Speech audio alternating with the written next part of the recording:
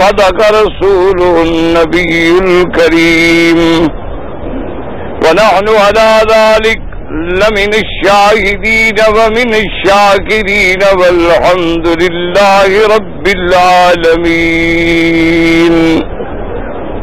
رب اشرح لي صدري ويسر لي أمري واحلل عقدة من لساني يفقهوا قولي سبحانك لا علم لنا إلا ما علمتنا إنك أنت العليم الحكيم.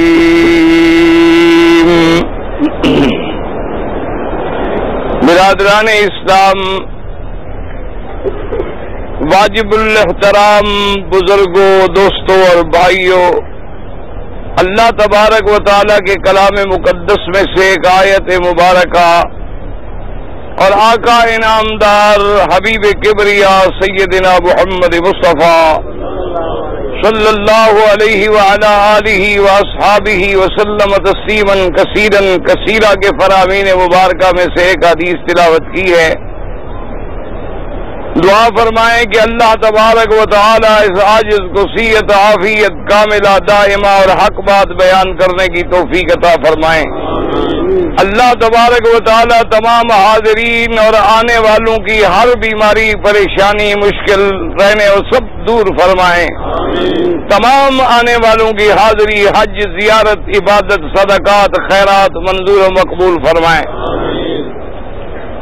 میں نے اپنے معروضات میں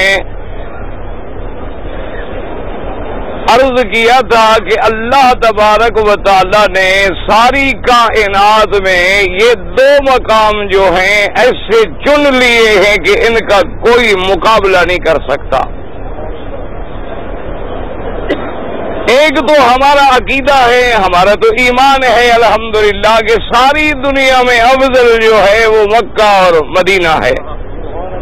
یہ تو ہم مسلمان ہیں، ہمارا عقیدہ ہے.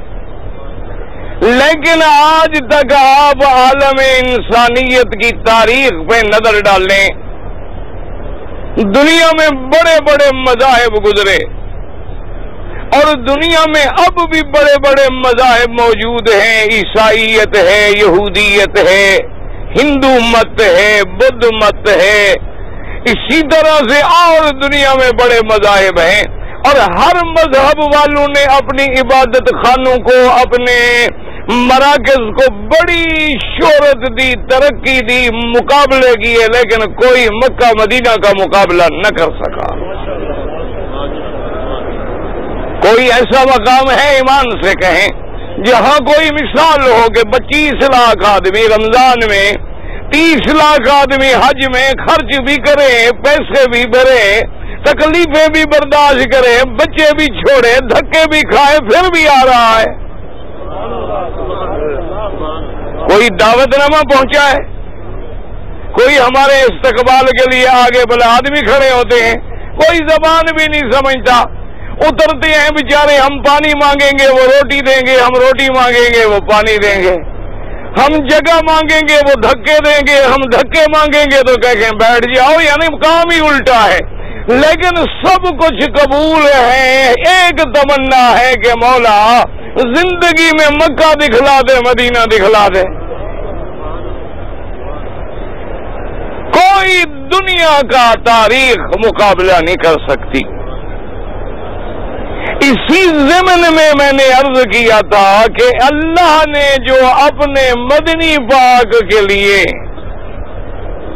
حضور کی نبوت سے پہلی زندگی جو ہے، پیدا ہونے سے لے کر 40 سال، نبوت ملنے کے 13 سال بعد 53 سال کی زندگی مکے میں گزری اور باقی 10 سال جو ہیں وہ مدینہ منورہ میں گزرے. مجموعی زندگی 63 سال ہے، یا بعض روایات میں 65 سال ہے.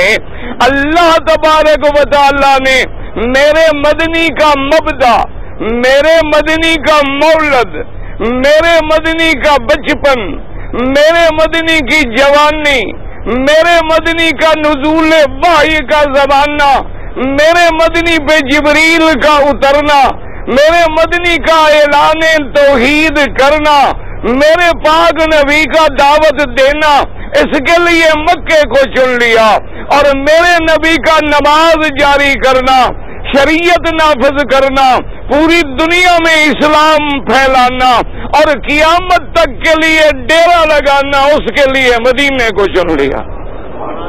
یہ اللہ کی شان ہے، اللہ جسے چاہے نواز دے۔ یعنی ابتدا کہاں سے ہوئی؟ یعنی ذرا غور کریں، میرے مدنی کی زندگی کی ابتدا کہاں سے؟ مکہ سے، اور انتہا کہاں ہے؟ مدینے میں۔ یعنی پھر شان بھی دیکھیں، مکے میں بھی میم ہے، مدینے میں بھی میم ہے، اور میرے مدنی کے نام محمد میں بھی۔ یہ اللہ نے 3 میم کیسے جوڑ دیے ہیں؟ کہہ دو نا صلی اللہ علیہ وسلم۔ درود شریف نہیں پڑھو گے؟ درود شریف پڑھو گے تو رحمت ہوگی۔ اللہ مجھے کچھ کہنے کی توفیق بخشیں گے۔ ایک تو حاجی درود نہیں پڑھتا، ایک دعا نہیں کرتا، پتہ نہیں حاجی کے پیسے لگتے ہیں، خرچ ہوتا ہے بلا، تو درود پڑھا کرو، ایک دعا کیا کرو۔ اچھا، اور دونوں اب جناب اس کی ایک اور نظر ڈالیں کہ مکے کی زندگی پہلے کیسی تھی۔ آپ کو پتا ہے مکی زندگی پہلے جب ابراہیم علیہ السلام سے پہلے کیسے تھی؟ بواد غیر ذی زرع، ایک ایسی وادی جس میں کوئی آبادی نہیں، پانی نہیں، کوئی سبزہ نہیں، کوئی ذریعہ نہیں زندگی گزارنے کا، بے آب ہو گیا وادی، کالے کالے پہاڑ، اور درمیان میں ایک ٹیلا جس کا پتہ بھی کسی کو نہیں، جہاں پانی کا قطرہ نہیں ملتا۔ اس لیے میں کہتا ہوں کہ تم تو خوش نصیب ہو، آج سے ذرا 20 سال 30 سال 15 سال پہلے اپنے بزرگوں سے پوچھو کہ یہاں زمزم کا ایک گلاس 5 روپے میں بھی نہیں ملتا تھا۔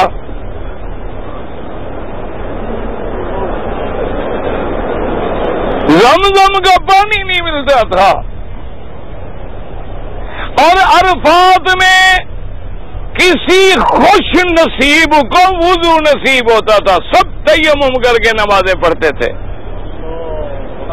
ہاں، پانی کہاں تھا؟ پانی ایک یہ کپڑے دھونے والا جو تمہارا ایک تنکا ہوتا ہے نا جی، اس میں آج کل گھی وغیرہ بھی آتے ہیں، یہ 5 ریال 10 ریال کا ملتا تھا، گرم ابلتا ہوا کھولتا ہوا وہ رکھ دیا جاتا تھا، ذرا تھوڑا بہت پینے کے قابل ہوا تو آدمی پی لیتا تھا، یعنی پانی پینے کے لیے نہیں ملتا تھا۔ یہ تو میرے مالک کا کرم ہے، کہہ دو الحمدللہ کہ اللہ نے اس حکومت کو جزائے خیر دے، انہوں نے اتنا انتظام کر دیا ہے، عرفات ہیں، مینا ہے، مزدلفہ ہے، راستے ہیں، مشاعر ہیں، کہ اللہ کی رحمت سے تیرے گھر میں پانی ختم ہو سکتا ہے، عرفات میں ختم نہیں ہو سکتا۔ یہ تو اللہ کا کرم ہے نا۔ ذرا دیکھیں جب ابراہیم علیہ السلام آئے، بچے کو چھوڑا تو یہاں کیا تھا؟ ایمان سے کہیں کیا آبادی تھی؟ کوئی بندہ تھا؟ کوئی آبادی، کوئی انسان؟ کچھ نہیں۔ اور جن کو چھوڑا وہ کون تھے؟ ایک بیوی ہے، ایک چھوٹا سا بچہ ہے۔ لوگ تو کہتے ہیں نا کہ اسلام عورتوں کو نہیں عزت دیتا، جو تو جاہلوں کا، یہ تو مغرب کے فیشن پرست لوگوں کے حفوات ہیں۔ اور غور کرو، اسلام نے تو کعبے کی بنیاد رکھنے کے لیے بھی عورت کو بٹھایا ہے۔ یہ صفا مروہ کیا دوڑ رہے ہو؟ یہ کس کی سنت ہے؟ ہاں جی، تو اسلام اگر عورت کو عزت نہیں دیتا تو اس کی یاد ایسی رکھی کہ قیامت تک دوڑتے رہو۔ لیکن اسلام عزت دیتا ہے، اسلام ذلت نہیں دیتا، اور میری بیٹی جو عزت مانگنا چاہتی ہے وہ اسلام کی نظر میں ذلت ہے۔ اچھا جی، یہاں یہ عالم تھا، اور جب تک میرا مدنی سرکار مدینے منورہ نہیں گئے، مدینے کا کیا حال تھا پتہ ہے؟ اس کا پہلا نام کیا تھا؟ یثرب۔ اچھا، اور اتنی وبا تھی، تاریخیں اٹھا کے پڑھیں، اتنی بیماریوں کی وہ جگہ گڑھ تھی کہ جو بندہ جائے بیمار ہو جائے، جو بندہ جائے بیمار ہو جائے۔ اچھا، اور اس زمانے میں یعنی کافروں میں ایک رسم تھی کہ جو اس علاقے میں جائے، پہلے جب بارڈر پہ پہنچے 3 دفعہ گدھے کی طرح آواز نکالے، رسم تھی۔ کیوں؟ وہ کہتے جو ایسا کرتا ہے اس کو بیماری نہیں ہوگی۔ تمہارے ہاتھ رسمیں نہیں ہے نا ماشاءاللہ، سارے ملک میں تو رسمیں شسمیں نہیں ہیں۔ آدمی جا رہا ہو اور اگر بلی آگے گزر جائے تو کام ہوتا ہے؟ اچھا، اگر بیٹھے ہوں اور کوا بولے، کہتے ہیں جی مہمان آ رہا ہے۔ اچھا، مہمان ہے جس کا رشتہ بھی کوے سے ہے۔ سبحان اللہ۔ اذا کان الامام غراب قوم سیہدیہم طریق الحالکین۔ اسی لیے عربوں نے کہا ہے نا کہ جس قوم کی خبر دینے والے کوے ہوں تو انشاءاللہ جہنم میں ہی جائیں گے، اور کہاں جائیں گے؟ اب کے ہاں تو کوئی رسم نہیں، نہ کوئی جا رہا ہو حاجی تو پیچھے سے کوئی آواز دے دے گو بھائی او یار میرا کام ہی برباد کر دیا تم نے۔ تمہارے یہاں تو رسم کوئی نہیں نا۔ تم منگل اور بدھ کے دن سفر کرتے ہو؟ نہیں جی، توبہ توبہ توبہ توبہ، یہ بڑے منحوس دن ہیں۔ شوال میں شادی کرتے ہو؟ جی بڑا منحوس مہینہ ہے جی، شادی آباد ہی نہیں ہوتی۔ اللہ کے بندے، یہ کافروں کی رسمیں ہیں، سمجھو مسئلے۔ یہ ساری رسمیں جو ہیں کافروں کی ہیں، کافروں کے بعد یہودیوں میں آئیں، یہود کے بعد ہندو میں آئی، اور ہندو کے بعد بدقسمتی سے تیرے اندر آ گئی۔ ورنہ منگل کے پیدا کرنے والا بھی وہی رب ہے، اور جمعہ کے پیدا کرنے والا بھی وہی رب ہے۔ سمجھ آ گئی بات کہ نہیں؟ اگر کوئی بچہ منگل کو پیدا ہو تو ہم پھینک دیں گے، اگر بدھ کے دن بچہ پیدا ہو تو پھینک دیں گے، اگر شوال میں کوئی پیدا ہو تو پھینک دیں گے کہ یہ کوئی مہینہ منحوس نہیں، کوئی دن منحوس نہیں۔ تمام دنوں کا خالق کون ہے؟ اللہ ہے۔ تمام مہینوں کے حکم مقرر کرنے والا کون ہے؟ اللہ ہے۔ اب دیکھیں کہ مدینہ منورہ حضور کے جانے سے قبل، حضور کی ہجرت سے قبل، سرکار دو عالم کے وہاں جانے سے قبل کیا تھا؟ یثرب تھا، بیماریوں کا گڑھ تھا، اور جو بندہ جائے بیمار، حتیٰ کہ جب میرے پاک نبی سرکار دو عالم صلی اللہ علیہ وسلم کے صحابہ پہنچے، حضور پہنچے، بی بی عائشہ فرماتی ہیں کہ سارے صحابہ بیمار ہو گئے، اور میں حضرت بلال کی عیادت کرنے کے لیے گئی کہ حضرت بلال حضور کے خادم تھے، پردے کا حکم نہیں جاری ہوا تھا۔ میں کہ حاضر ہوئی، میں نے کہا کیف تجد یا بلال، بلال تیرا کیا حال ہے؟ تو بلال بخار میں تپ رہے تھے جیسے آگ جلتی ہے، غصے میں آ گئے، کہنے لگے اللہ کفار مکہ پہ لعنت کرے جنہوں نے ہمیں مکے سے نکالا ہے کہ اس بیماری میں ہم پڑ گئے ہیں۔ اس کے بعد بی عائشہ فرماتی ہے کہ میں ابا ابو بکر کی خدمت میں گئی، ابا جان بھی بخار میں جل رہے ہیں۔ میں نے پوچھا ابا جان کیف تجدو، کہا بیٹی کیا پوچھتے ہو؟ اللہم لعن الکفرۃ والمشرکین، اللہ کفار مکہ پہ لعنت کرے، اللہ مشرکین مکہ پہ لعنت کرے جنہوں نے ہم سے کعبہ چھڑوایا، مکہ چھڑوایا، وطن چھڑوایا، اور ہم بیماری کی جگہ میں آ گئے۔ بی بی عائشہ بڑی عالمہ تھی، بڑی ذکیہ تھی، بڑی ذہین تھی۔ بی بی فرماتی ہے میں فوراً دوڑی اور آئی سیدھی آقا انعامدار سرکار دو عالم حضرت محمد مصطفیٰ. درود پڑھ لیں اور جنہوں نے درود شریف پڑھا ہو بیٹھ جائیں جلدی جلدی، وقت اس کا نظارہ بھی دیکھ لیں نا. اس لیے دعا کر دیں اللہ رحمت کی بارش دے، اللہ یہ گرد و غبار ڈال دے، اللہ تبارک و تعالی رحمت کا سقیا دے دے، تاکہ مکے میں جو حاجی آیا ہے زمین کی رحمت کا پانی تو پی رہا ہے، آسمانوں کی رحمت بھی برس جائے. زمزم زمین کی رحمت ہے کہ نہیں؟ اور آسمانوں سے رحمت گرے اور پانی بھی مبارک، مکے کا شہر بھی مبارک، خدا کا گھر بھی مبارک، حاجی کا آنا بھی مبارک، حاضری بھی مبارک. دعا کر اللہ قبول فرما لے. ابھی عائشہ صدیقہ رضی اللہ عنہا فرماتی ہے میں حضور کی خدمت میں آئی اللہ اور حضور سے میں نے کہا کہ یا رسول اللہ صلی اللہ علیہ وسلم جب نام آئے دل میں درود پڑھ لیا کریں، زور سے پڑھنے کی ضرورت نہیں. اور خدا کی قدرت دیکھیں کہ بی بی عائشہ کتنی سمجھدار ہے کہ اگر بلال رو رہے ہیں، صدیق رو رہے ہیں، تو اور صحابہ کا جانے کیا حال ہوگا. اس لیے رحمت دو جہاں کے دروازے پہ آ گئی، آ کے قصہ عرض کیا کہ حضور آپ کے صحابہ تو مدینے میں آ کے بیمار ہو گئے، تکلیفوں میں مبتلا ہو گئے، سارے رو رو کے مکے کو یاد کر رہے ہیں. حضور پاک اٹھے، اس کے بعد دعا کی اللہم حبب الینا المدینۃ کما حببت الینا مکۃ او اشد منہا وانقل الوباء الی الجحفۃ. میرا اللہ جیسے لوگوں کے دل میں تو نے مکے کی محبت ڈال دی ہے، تیرے خلیل نے دعا مانگی تھی کہ میرا اللہ فجعل افئدۃ الناس تہوی الیہم وارزقہم من الثمرات.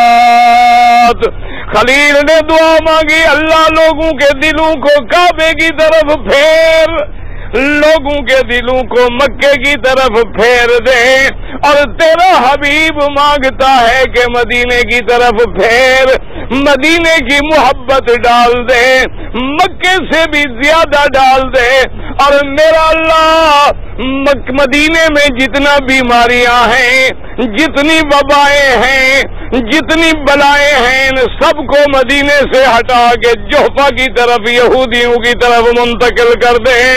صحابہ کہتے ہیں اس کے بعد حضور نے حکم دیا کہ کوئی آدمی گھبرانے کی ضرورت نہیں ہے، بلکہ اپنی انگلی سے ایسے لب لگا لے اور مدینے پاک میں جہاں ہے وہاں مٹی پہ ہاتھ لگا لے اور پڑھ لے بسم اللہ بتربت ارضنا بریقت بازنا اللہ یشفی سقیمنا، کہ یا اللہ اس کی برکت سے ہمیں شفا عطا فرما.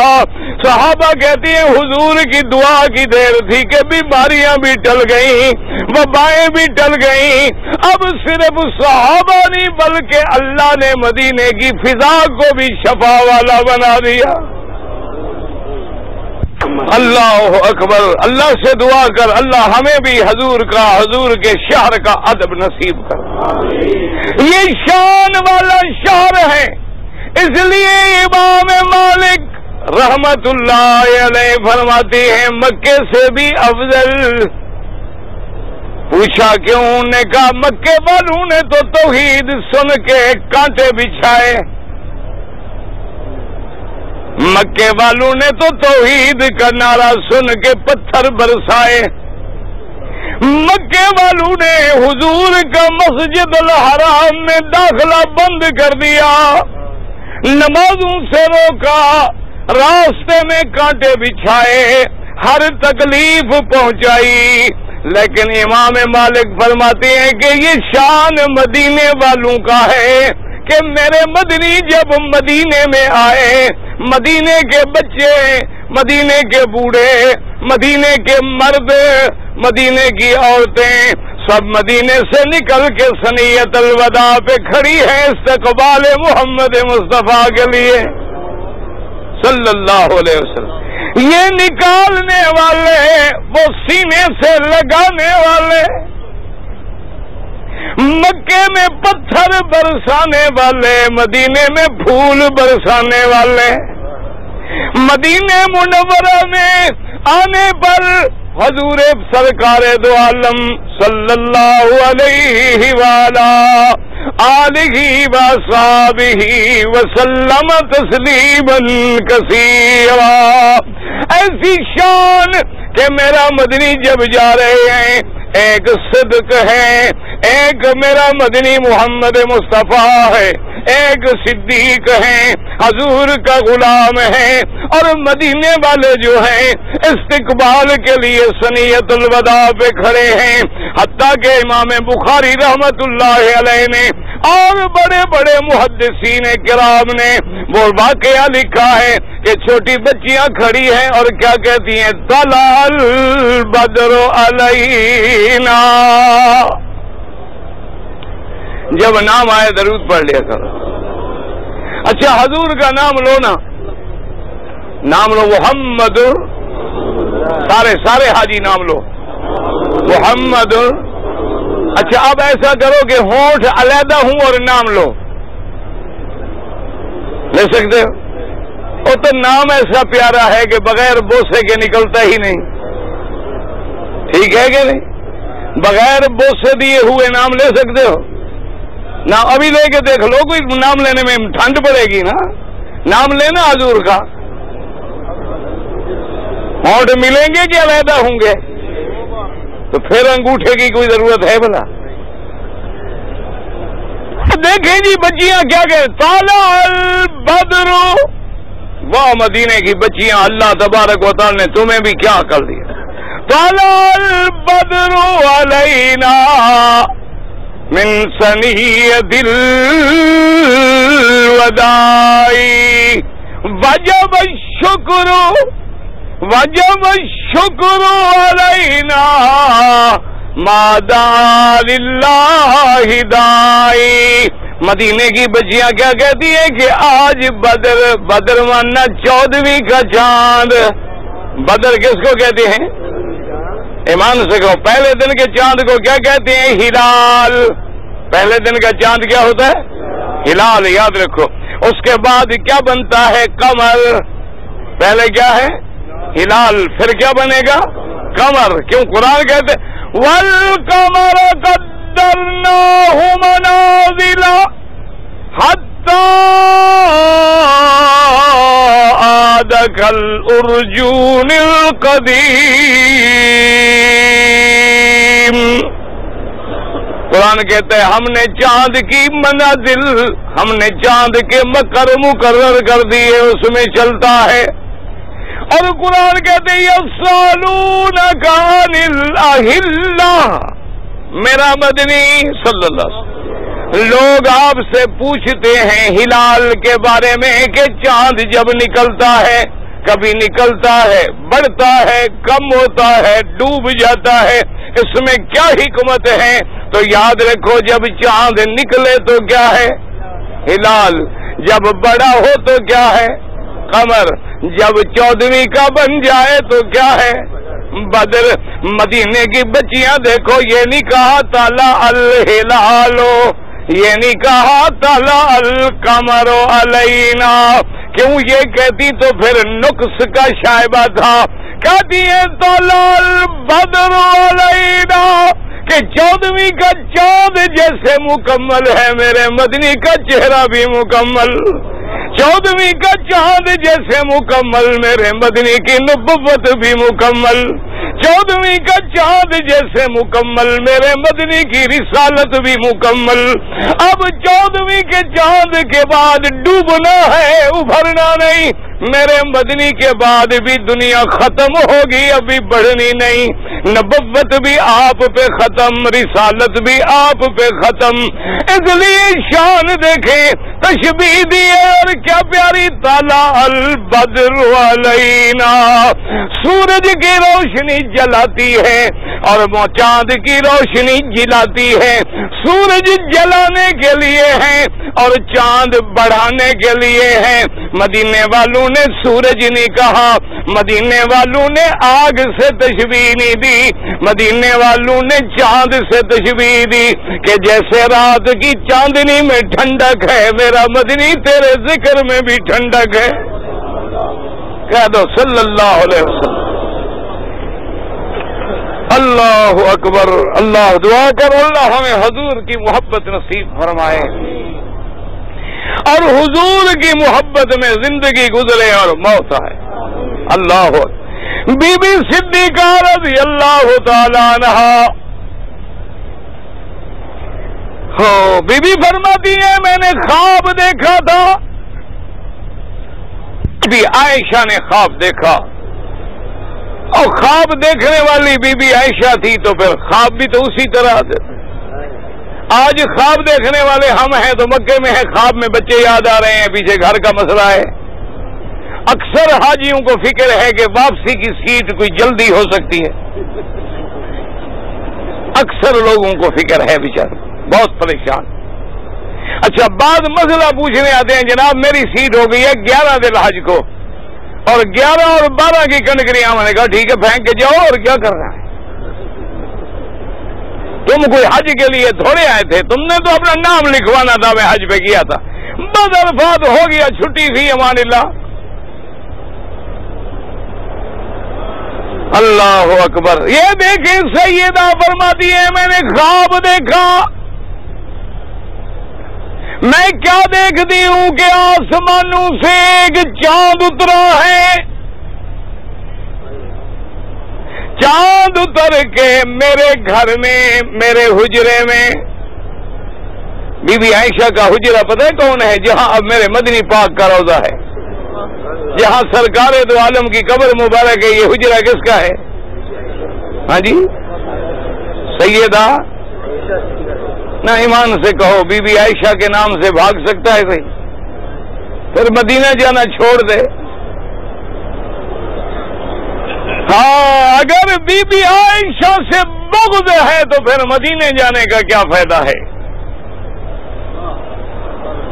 اللہ نے میرے نبی کے پیدائش کے لیے جو مٹی اٹھائی وہ بھی عائشہ کا حجرہ تھا، اللہ نے جہاں میرے مدنی کو سلایا وہ بھی عائشہ کا حجرہ تھا، اور اللہ نے جہاں اپنی رحمت کا، جنت کا ٹکڑا بنایا وہ بھی، ایمان سے کہو جنت میں لعنت جا سکتی ہے؟ ہاں جی، لعنت کا مرکز تو جہنم ہو سکتا ہے، جنت نہیں ہو سکتا۔ اب آنکھوں سے جنت دیکھ کر بھی مسئلہ سمجھ نہ آئے تو پھر اللہ ہدایت، بس دعا کر اللہ ہدایت۔ بی بی فرماتی ہے کہ چاند اترا ہے اور سیدھا میرے حجرے میں آ کے غائب ہو گیا، پھر دوسرا چاند اترا، پھر وہ بھی غائب ہو گیا، پھر تیسرا چاند اترا، وہ بھی میرے حجرے میں آ کے غائب ہو گیا۔ میں نے اپنے ابا سیدنا ابی بکر رضی اللہ سیدنا ابی بکر کنیت ہے، صدیق لقب ہے، حضرت کا نام کیا ہے؟ نامی ابو بکر ہے، ماشاءاللہ، واہ حاجی واہ۔ ملنگ جو بھیک مانگتا ہے اس کو بھی 12 امام یاد ہیں، حاجیوں کو پتہ کوئی نہیں۔ سنی ہے نا ماشاءاللہ، سنی کا معنی پتہ ہے کیا ہوتا ہے؟ سنت تو ہے نہیں نا، اب ہے سن کہ بدن سن ہے، عقل سن ہے، دماغ سن ہے، ہر چیز سن ہے۔ مکے میں کھڑا ہے، نماز کا پتہ کوئی نہیں، آدمی طواف کر رہا تھا، دوسرے نے پوچھا یار تم نے بوسہ دیا؟ انہوں نے کہا نہیں. انہوں نے کہا حجر اسود کو دے. انہوں نے کہا اچھا تو سے ٹھہر میں جا رہا ہوں. بس الٹا چلا گیا حجر اسود کو ملنے. پتہ ہی کوئی نہیں کہ طواف کیا ہے، نماز کیا ہے، قرآن کیا ہے، حج کیا ہے، روزہ کیا ہے. اللہ نے ہمیں یہاں کیوں اکٹھا کیا ہے، کیوں مکے بلایا ہے، مدینے میں جائیں گے، مدینہ منورہ کا مقام کیا ہے. بس ایک یاد ہے دماغ میں، اور 40 نمازیں پڑھنی ہیں لیکن 41ویں پھر نہیں پڑھنی. بس 40 پوری ہو گئی، گل ختم. لیکن حاجیہ ایک مسئلہ یاد کر لو، اللہ کے کعبے میں سن لو، جو بندہ ایک نماز مکے میں مدینے میں جان بوجھ کے چھوڑ دے، حج کرنے کا کوئی فائدہ نہیں. سمجھ آ گئی بات؟ ایک نماز، ایک نماز چھوڑنے والا جان بوجھ کے بغیر عذر کے، امام احمد ابن حنبل رحمت اللہ علیہ جن کی فقہ یہاں چلتا ہے اور جو بہت بڑے امام ہیں،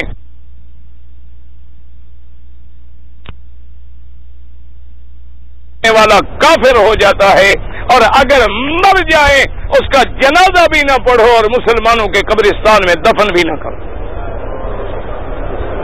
جب کافر ہو گیا تو کافر کا حج ہوتا ہے. امام احمد ابن حنبل رحمت اللہ علیہ، شیخ الاسلام ابن تیمیہ رحمت اللہ علیہ، شیخ الاسلام ابن القیم رحمت اللہ علیہ اور بڑے بڑے ائمہ کرام نے فتویٰ دیا ہے کہ جس بندے نے ایک نماز چھوڑ دی ہے، اگر عورت نے چھوڑی یا خامد نے چھوڑی، دونوں میں ایک نے چھوڑی تو ایک کافر ہو گیا، نکاح بھی ختم ہو گیا. آئندہ میاں بیوی ملیں گے تو زنا ہے اور اولاد جو پیدا ہوگی وہ حرامی ہے.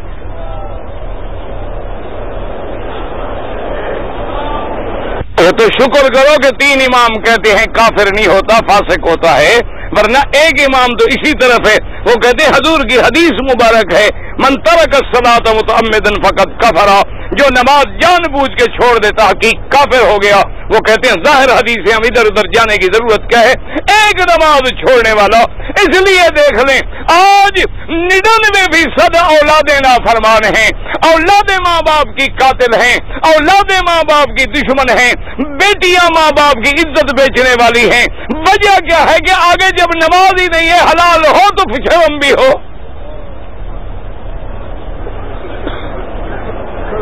اب تمہاری مرضی ہے، سوچ لو. تم نے سمجھا تھا مکے مدینے آنا آسان ہے، آسان نہیں. اب خدا کے دروازے پہ آ گئے ہو. اور ایک دوسری بات بھی یاد رکھ لینا کہ مکے مدینے کے بعد جو بندہ جیسے آیا تھا اسی طرح چلا جائے، بے نماز تھا بے نمازی ہے، داڑھی منڈاتا تھا داڑھی منڈواتا ہے، جھوٹ بولتا تھا جھوٹ بولتا ہے، شراب پیتا تھا شراب پیتا ہے، سود کھاتا تھا سود کھا رہا ہے. سمجھ لے کہ مکے مدینے نے مجھے کینسل کر دیا ہے، اب میرے ایمان کا خطرہ ہے.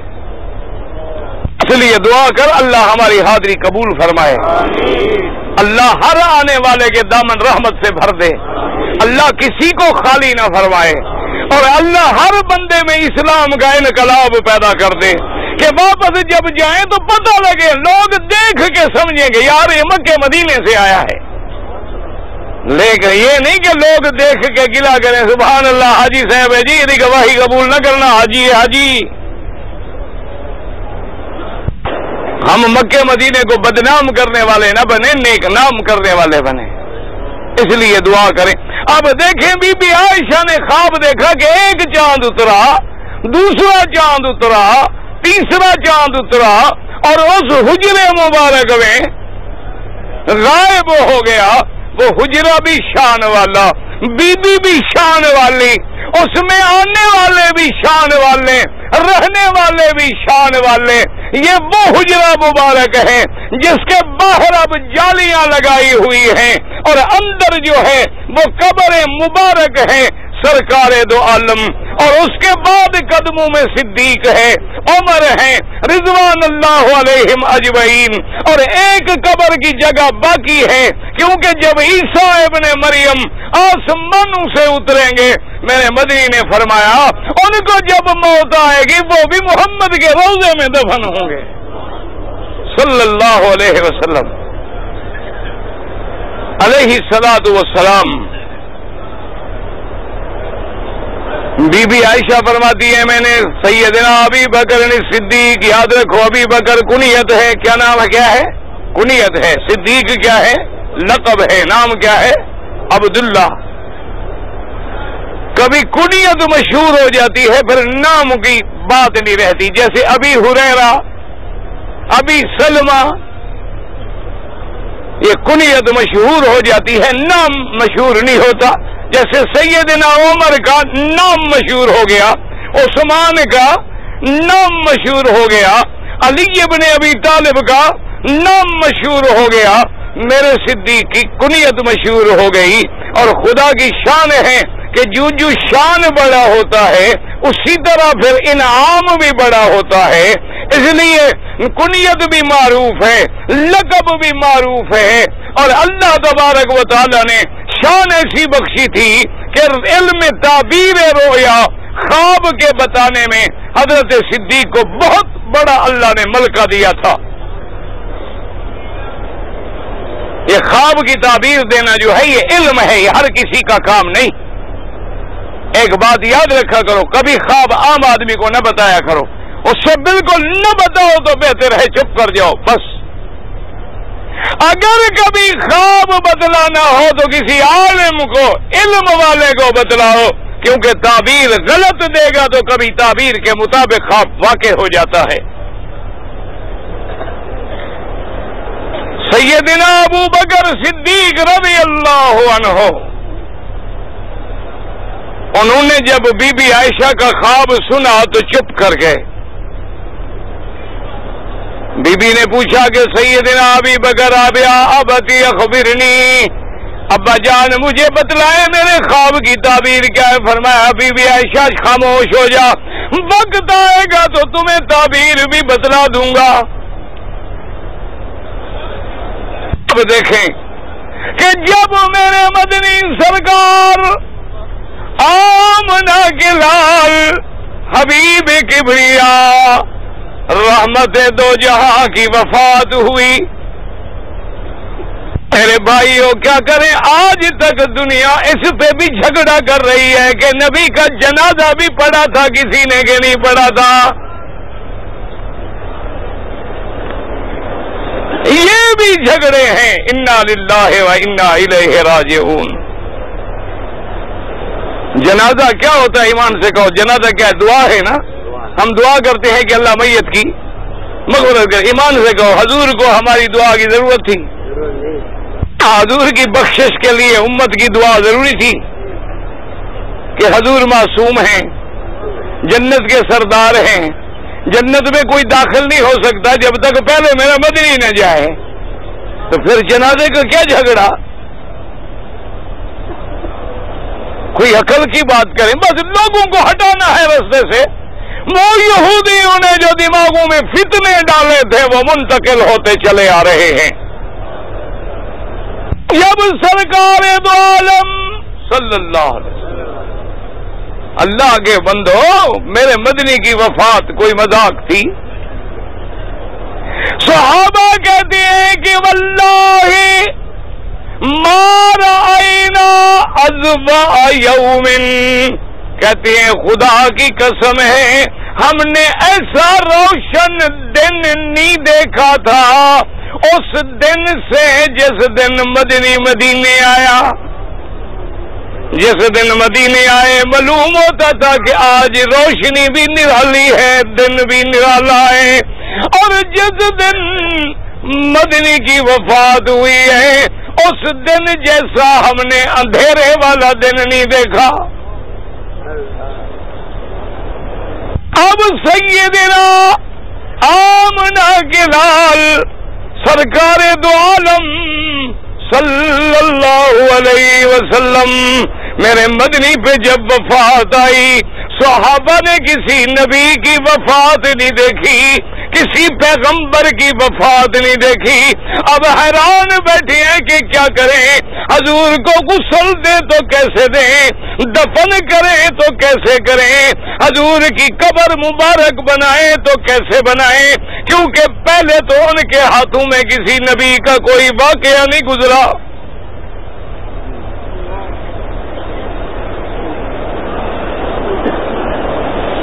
اللہ تمہیں بھی لے جائے، دعا کر اللہ ہمیں بھی لے جائے، مدینہ پاک نصیب کرے۔ اللہ یہ کوئی معمولی شرف ہے جہاں مزار ہو محمد مصطفیٰ کا؟ نہ ایمان سے کہو مدینے میں اور کچھ نہ ہو، صرف میرے مدنی کا مزار ہو تو کوئی مقابلہ کر سکتا ہے اپنا؟ کوئی اس شان کا مقابلہ کر سکتا ہے؟ پھر کہتے ہیں کہ صحابہ، یہ بڑی لمبی بحث ہے، انشاءاللہ میں عرض کروں گا، زندگی رہ گئی، اللہ نے مجھے توفیق دی، یاد رہ گئی بات تو میں پھر عرض کر دوں گا، کیونکہ اللہ کے ہاتھ میں ہے، اللہ کہنے کی توفیق دے تو بندہ کہتا ہے۔ جب سرکار دو عالم صلی اللہ علیہ وسلم کی وفات مبارک ہوئی، میرے مدنی سرکار صلی اللہ علیہ وسلم کے دفن مبارک کا مسئلہ آیا، کیونکہ موت تو برحق ہے نا، سب پہ آنی ہے، صرف کس پہ نہیں آنی؟ کہہ دو کس پہ نہیں آنی؟ کون زندہ ہے جو ہمیشہ زندہ رہے گا؟ ہاں جی، باقی سب پہ کل من علیہا فان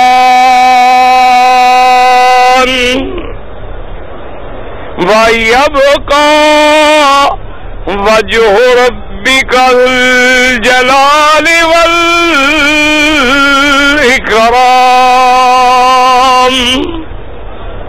اللَّهُ الَّذِي لَا إِلَٰهَ إِلَّا هُوَ الْحَيُّ الْقَيُّومُ۔ اللہ پہ موت، جس پہ موت آئے وہ خدا، جس پہ موت آئے وہ حاجت روا، جس پہ موت آ جائے وہ مشکل کشا، جس پہ موت آ جائے وہ نفع نقصان کا مالک نہیں ہوتا، سب پہ موت برحق، انبیاء پہ بھی موت برحق۔ میرے مدنی کا جب دفن ہوا، بی بی عائشہ فرماتی ہے کہ میرے ابا جان آئے، سیدنا صدیق آئے اور چہرہ غم سے ڈوبا ہوا ہے، اور مجھے سلام کرنے کے بعد فرمایا عائشہ ھذا اول قمر من اقوارک، وہ جو تو نے خواب دیکھا تھا آج پہلا چاند تو پہنچ گیا تیرے حجرے میں۔ جو خواب دیکھا تھا تو چاند سے مراد کون تھا؟ محمد الرسول اللہ، کہہ دو کون تھا؟ محمد۔ اس لیے مدینے کے بچیوں نے کیا کہا کہ آج کون آیا ہے، آج ہم پہ کون طلوع ہوا ہے؟ اللہ۔ اور یہ نہیں کہتی ہے جا، یہ نہیں کہا آ گیا، یہ نہیں کہا قادما، یہ نہیں کہا نازلا، یہ نہیں کہا واردا، کہتی ہیں طلع البدر علینا۔ کیوں؟ چاند کس کے حکم سے طلوع ہوتا ہے؟ ہاں، کس کے حکم سے؟ چاند کس کے حکم سے طلوع ہوتا ہے؟ اچھا، جب اللہ چاند کو طلوع کرنا چاہے کوئی روک سکتا ہے؟ کوئی چاند کو روکنا چاہے روک سکتا ہے؟ کوئی چاند کے نور کو گھٹانا چاہے گھٹا سکتا ہے؟ کوئی چاند کو اندھیرا کرنا چاہے کر سکتا ہے؟ کوئی چاند کی رفتار میں کمی کرنا چاہے کر سکتا ہے؟ اس لیے کہتی ہے طلع البدر علینا، کہ چاند جیسے طلوع ہوتا ہے، آج مدنی کا چاند کا چہرہ بھی ایسے ہم پر اللہ نے طلوع کر دیا ہے۔ اور اس کے بعد دیکھیں چاند جب نکلتا ہے تو پتہ نہیں چلتا، میرا مدنی بھی تو صحیح رستے سے نہیں آئے تھے نا، الگ راستے سے آئے تھے. اور اس کے بعد کہتی ہیں کہ طلع بدر علینا، کہ 14ویں کا چاند محمد مدنی صلی اللہ علیہ وآلہ آلہ وسلم تسلیما کثیرا. اس لیے بی بی عائشہ فرماتی ہیں کہ جب رات کو میرا مدنی اندھیرے میں گھر میں کمکما نہیں، بجلی نہیں، کوئی بلب نہیں جلتا تھا، اندھیری رات ہے، اندھیرا ہے چھایا ہوا، بی بی عائشہ فرماتی ہیں حضور کمرے میں آتے تو کمرہ روشن ہو جاتا صلی اللہ علیہ وسلم. صلی اللہ علیہ وسلم. جب حضور کا نام آئے تو ضرور شریف پڑھ لیا کریں. اب دیکھیں جی امام مالک فرماتے ہیں کہ سارا مدینہ استقبال میں کھڑا ہے. اللہ اکبر. اور شان دیکھیں اور کمال دیکھیں. حضرت صدیق فرماتے ہیں کہ ہم جب پہنچے، بچے بچیاں جوان بوڑھے استقبال میں ہیں، سب نے حضور کا استقبال کیا، حضور کی خوشیاں منا رہے ہیں کہ آج محمد مدنی آ گئے، آج حضور ہمارے مدینے میں آ گئے. اور اس کے بعد کہتے ہیں ابو بکر کہ ہم بیٹھ گئے، لیکن حضرت صدیق فرماتے ہیں کہ اللہ کی شان ہے، ان کو یہ پتہ تو نہیں لگا تھا نا کہ محمد پاک کون ہے، سردار کون ہے. کچھ لوگ جو آئے تو پہلے مجھے ملے پھر حضور کو ملے. میں نے سمجھ لیا ان کو سمجھ نہیں آ رہی، ان کو پتہ نہیں چل رہا مخدوم کون ہے. کہتے ہیں ایک طرف سے سورج آ رہا تھا، میں کپڑا لے کے ایسے سایہ بنا کے کھڑا ہو گیا تاکہ لوگ سمجھ جائیں یہ خادم ہے، وہ مخدوم ہے، یہ تو ملازم ہے، یہ تو ساتھی ہے، یہ تو وزیر ہے، اصل سردار تو محمد مصطفیٰ ہے. اچھا لوگوں نے کہا وجہ کیا ہے، کیوں لوگوں کو دھوکہ ہوا؟ انہوں نے کہا چونکہ وہ بھی قریش ہیں، وہ بھی قریش ہیں، وہ بھی مکے سے آئے، وہ بھی مکے سے آئے، وہ بھی ہجرت پہ آئے، وہ بھی ہجرت پہ آئے، غار میں کٹھے، سفر میں کٹھے، ہر جگہ پہ کٹھے. اس نبی کے قرب کا، اس صحبت کا، اس رنگ کا صدیق پہ رنگ چڑھ گیا. دعا کر اللہ کرے ہم پر بھی ایمان کا رنگ چڑھ جائے، اللہ کرے ہم پر بھی توحید کا رنگ چڑھ جائے، مدنی کی سنت کا رنگ چڑھ جائے، اسلام کا رنگ چڑھ جائے، مکہ مدینے کا رنگ چڑھ جائے، حج کا رنگ چڑھ جائے. اس لیے اب اس کے بعد سارے مدینے والے کہتے ہیں حضور میرے گھر چلو، وہ کہتے ہیں میرے گھر چلو. حضور بیٹھے سوچ رہے ہیں، سوچنے کے بعد آمنہ کے لال نے فیصلہ کیا. اس فیصلے پہ ذرا غور کریں کہ میرے مدنی کا فیصلہ ہے. حضور نے فرمایا مدینے والوں میں تم سب کو پیارا ہوں، تم مجھے پیارے ہو، میں تمہارا ہوں، تم میرے ہو، میرے مدینے والے ہو، یہ مہاجر ہیں، تم انصار ہو، تم بھی میری جان ہو، لیکن میں کسی کو انکار نہیں کر سکتا. اس لیے ایسا کرو کہ تم مدینے میں لائن بنا کے کھڑے ہو جانا، میں اپنی اونٹنی پہ آؤں گا اور اونٹنی گزرے گی، میری اونٹنی جس گھر کے آگے بیٹھ جائے گی محمد اسی کا مہمان ہوگا. خیر صلی اللہ علیہ وسلم. کیوں؟ حضور کو پتہ تھا کہ میری اونٹنی اللہ کے حکم کے بغیر نہ چلتی ہے نہ بیٹھتی ہے. سمجھ آ گئی؟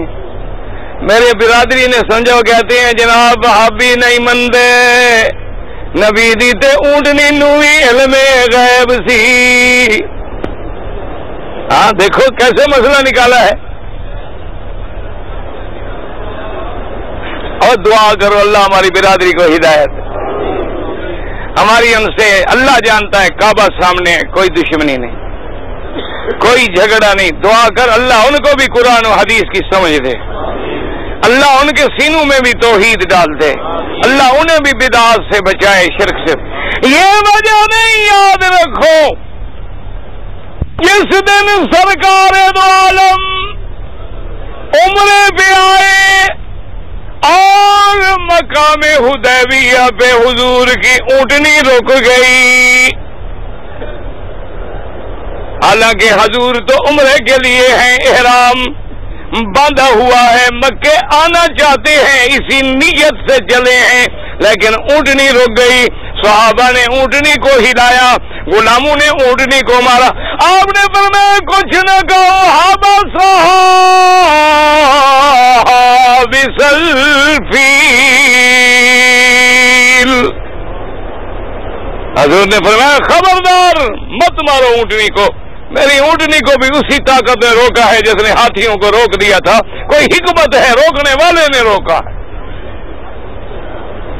یاد رکھیں, اس لیے مطلب یہ ہے کہ اللہ کے نبی سرکار بھی حضور اللہ کے حکم کے پابند, اور میرے مدنی کے تحت جو سواریاں تھیں وہ بھی اللہ کے حکم کی پابند تھیں. اس لیے محدثین نے لکھا حضور نے اونٹنی پہ طواف کیا ہے. اونٹنی پہ طواف کیا ہے تو گندگی تو نہیں ہوئی نا, کیوں؟ ہر چیز اللہ کے حکم کے تابع پابند ہے. اس لیے حضور نے فرمایا تھا اس میں علم غیب کا کوئی مسئلہ نہیں میرے بھائی. اگر ایسی بات ہوتی تو حضور کہہ دیتے پہلے سے کہ میں فلاں گھر میں رہوں گا, بات ختم ہو گئی.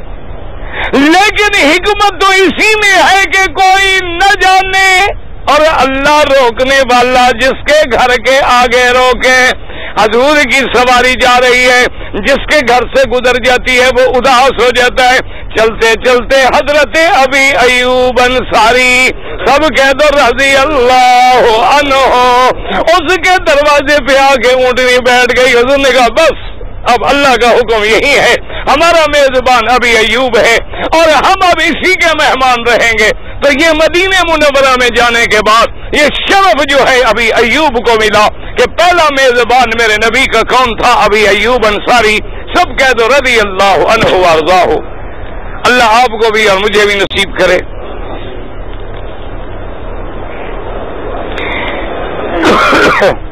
حضور سرکار دو عالم کے روضے پہ جانے کے بعد صلاۃ و سلام پڑھیں.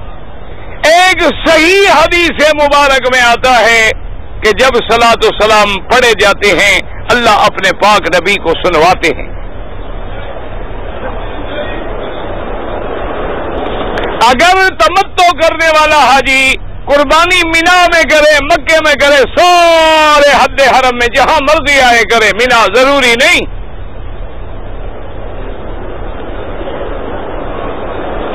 اگر ہم نے مدینہ منورہ میں 40 نمازوں کے لیے رکنا ہے تو نماز قصر پڑھیں.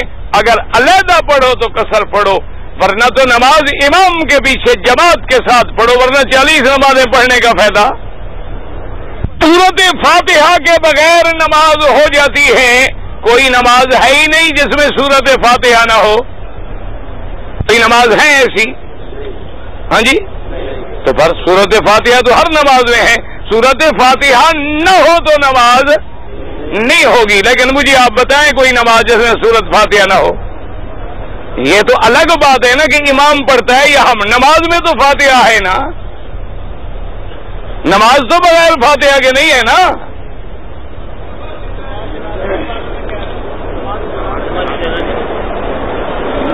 داڑھی جو ہے جناب والا, یہ داڑھی ہے, یہ جو ہے نا لوہا, اس کو کہتے ہیں داڑھی. ایک مشت کا ہونا جو ہے ائمہ اربعہ کے نزدیک واجب ہے.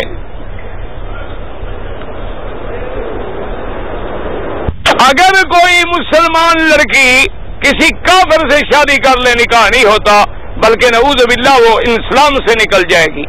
سمجھ آ گئی بات؟ صرف مسلمان جو ہیں وہ اہل کتاب کی لڑکی سے شادی کر سکتا ہے, کسی یہودی لڑکی سے یا نصرانی لڑکی سے. وہ بھی ہندو لڑکی سے شادی نہیں کر سکتا, وہ بھی وثنی لڑکی سے شادی نہیں کر سکتا, صرف اہل کتاب سے. لیکن کوئی مسلمان لڑکی جو ہے اہل کتاب سے یا غیر اہل کتاب سے شادی نہیں کر سکتی. قرآن شریف کو اگر جیب میں ہے تو حمام میں نہ لے جائیں, منع ہے. قرآن باہر رکھیں, گندی جگہ پر حمام میں لے کے جانا منع ہے. شوہر نے غصے میں آ کر بیوی سے کہہ دیا کہ میں تیرا باپ کچھ نہیں ہوتا, باپ نہیں بنتا. شوہر شوہر ہی رہتا ہے. ویسے کہنا نہیں چاہیے, سمجھ آ گئی بات؟ ایسی گندی بات نہیں کرنی چاہیے.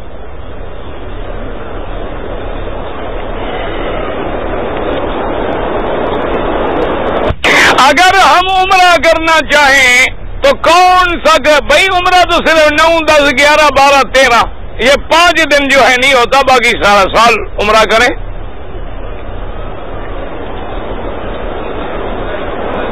کہتے جی عمرہ کرنے کے بعد جیسے اب لوگ آ رہے ہیں عمرہ کر کے فارغ ہو گئے تو کیا وہ اپنی بیوی سے مل سکتے ہیں؟ کیوں نہیں مل سکتے ہیں؟ مکے میں ملنا منع ہے بیوی سے نہ. یہ مکے مدینے میں جو لوگ پیدا ہوتے ہیں یہ بغیر ملے ہوئے پیدا ہو رہے ہیں. کوئی عقل کرو یار, یہ مسئلے ایسے پوچھو نا. اصل میں مولوی ہے نا اپنا مفت والا, کوئی خرچ تو ہوتا نہیں نا مسئلے کا. وہ کہتے ہیں چلو یہ بات بھی مولوی سے پوچھ لیں. اور بابا یہاں تو 4 شادیوں کے بغیر گزارا نہیں ہوتا. یہ زمزم جینے نہیں دیتا. یہ زمزم شریف جو ہے یہ اس میں ایسی طاقت ہے کہ 4 بیویوں کے بغیر تو کوئی رہ نہیں سکتا. تم ایک کو ملنے کے بہانے ڈھونڈ رہے ہو. یہ اسی کی برکت ہے کہ اب تم سے بھی صبر نہیں ہو رہا نا. بابا بیوی ہے سمجھو. جب احرام کھل گیا تو بیوی کا ملنا سنت ہے. اور یاد رکھو حج کے احرام باندھنے سے پہلے میرے پاک نبی اپنے 9 بیویوں سے ملے, غسل کیا, پھر احرام باندھا تاکہ آدمی حج میں جائے تو دل میں برا خیال نہ آئے.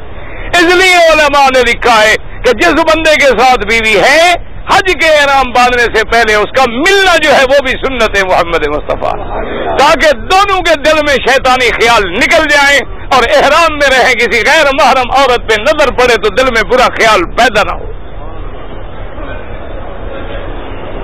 اگر ہم 8 تاریخ کو مینا جانے سے پہلے طواف کر کے صفا مروہ دوڑ لیں تو پھر 10 تاریخ کو صفا نہیں دوڑنی ہوگی, صرف طواف کرنا ہوگا. لیکن یہ اجازت ان لوگوں کے لیے ہے جو بوڑھے ہیں, بیمار ہیں, کمزور ہیں, عورتیں ہیں. ہر جوان تندرست کے لیے نہیں ہے کہ چلو پہلے سے اتارو سر سے بوجھ. افضل یہ ہے کہ 10 کو آگے طواف زیارت بھی کریں اور صفا مروہ بھی. اور مسئلہ سمجھو اللہ کے بندے, طواف ہی مشکل ہوتا ہے, صفا تو مشکل نہیں, من میں ٹریفک ہے اور پھر ڈبل ہے, اوپر بھی ہم دوڑ سکتے ہیں. تو اصل تو طواف ہے. اچھا 2 دفعہ رگڑا کیوں بھگتو؟ ایک 8 کو بھگتو, ایک 10 کو بھگتو. 8 کو تمہارا کیا خیال ہے حرم خالی پڑا ہوگا؟ تو وہی ایک دفعہ کیوں نہ بھگتیں کہ 10 کو آگے طواف بھی کریں اور صفا مروہ بھی دوڑیں. لوگ 2 دفعہ تکلیف کریں گے.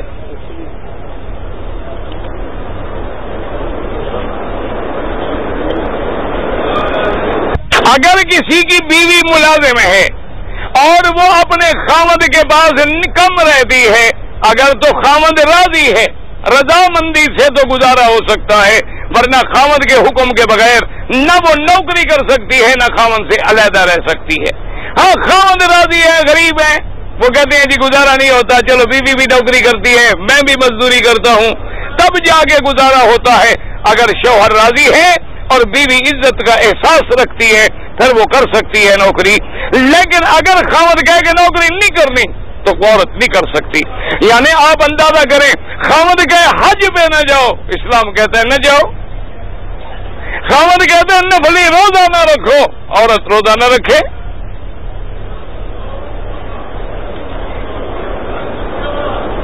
دعا میں وسیلے کے بجائے سیدھا اللہ سے دعا مانگیں.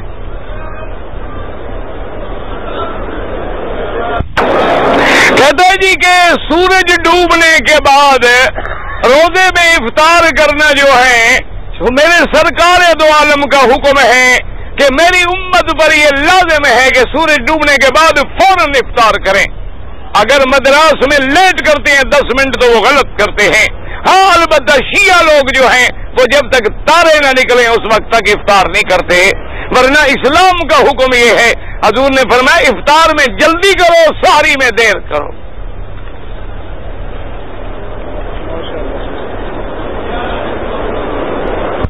اگر احرام کا کپڑا باندھ کے نیت کرنے سے پہلے ہم لبیک پڑھ لیں, وہی لبیک کی تو نیت ہوتی ہے, اور نیت کو بھی سینگ ہوتے ہیں اللہ کے بندے. وہی جب لبیک ہم پڑھتے ہیں نا, لبیک اللہم لبیک, یہی تو نیت ہے.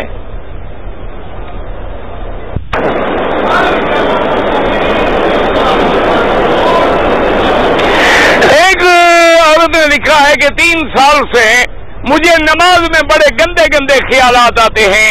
یاد رکھو میری بیٹی, نماز میں اگر گندے خیال آئیں یہ دلیل ہے کہ تمہارا ایمان کامل ہے اور تم اللہ کے زیادہ قریب ہو رہی ہو, کیونکہ نماز میں وسوسہ آتا اسی کو ہو جس کا ایمان مضبوط ہوتا ہے.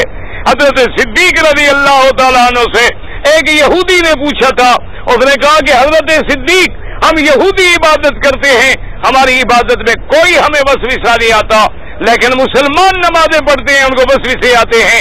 حضرت صدیق نے فرمایا 2 کمرے ہوں، ایک میں ہیرے جواہرات سونا چاندی ہو، ایک کمرہ خالی ہو تو ڈاکو کس کمرے میں داخل ہوگا؟ انہوں نے کہا جہاں ہیرے، انہوں نے کہا تمہارا دل ایمان سے خالی ہے، شیطان کیا کرنے آئے؟ اسے ضرورت ہی نہیں تمہیں گمراہ کرنے کی، اس کو پتا ہے کہ تم تو جہنمی ہو، وہ تو وہاں ڈاکہ مارتا ہے جہاں ایمان ہے، جہاں اللہ رسول ہے۔ اس لیے اگر دل میں خیال آئے برا تو کوئی برا نہیں، تم خوش ہو کہ میں اس مقام پہ پہنچ گئی ہوں۔ اچھا ایک علاج ہے میں تمہیں بتاتا ہوں کہ اگر 2 رکعت پڑھ رہے ہو نا، شیطان وسوسہ ڈالے، سلام پھیر کے 2 رکعت اور پڑھ لو، پھر اور ڈالے، پھر اور پڑھ لو، بھاگ جاتا ہے۔ وہ کہتے ہیں گل ہی نہیں، چھٹتا ہی نہیں، ایسے اور پیچھے پہ آ گیا۔ وہ کہتا ہے چھوڑو یار وہی 2 پڑھے، ایسا تو ہو جتنا میں چھیڑوں گا یہ اور شروع کر دیتا ہے، جتنا میں اس کو خراب کرتا ہوں یہ اور نماز شروع کر دیتا ہے، وہ اس کو ہی 2 ہی پڑھنے دو۔ وہ ایک دفعہ مثال ہے نا جی، ایک اللہ والے کی تہجد چھوٹ گئی تو وہ سارا دن روتے رہے، نفلیں پڑھتے رہے۔ دوسری رات جب سوئے ہوئے تھے، ابھی تہجد کو دیر تھی، آدھا گھنٹہ پہلے کسی بندے نے یوں آگے جگایا تو جلدی سے اٹھے، انہوں نے کہا شیطان علین، انہوں نے کہا ہاں، انہوں نے کہا آج تم تہجد کے، انہوں نے کہا سارا دن جو نفلیں پاڑ کے میرا مار دیا تم نے۔ میں نے کہا وہی تہجد پڑھے جان چھوڑے۔ میں اپنی والدہ کی طرف سے عمرہ کرنا چاہتا ہوں، بالکل کریں، والدہ، والد، باپ، دادا سب کے لیے، بلکہ جو آدمی اپنی والدہ کے لیے، والد کے لیے عمرہ حج کرتا ہے اللہ اس کو 10 حجوں کا ثواب دیتے ہیں۔ آب زمزم کا پانی چائے بنائیں، آگ پہ گرم کریں، بھئی آگ پہ حاجی کو گرم کرنا جائز ہے تو زمزم کا کیا حرج ہے؟ ٹھیک ہے کہ نہیں؟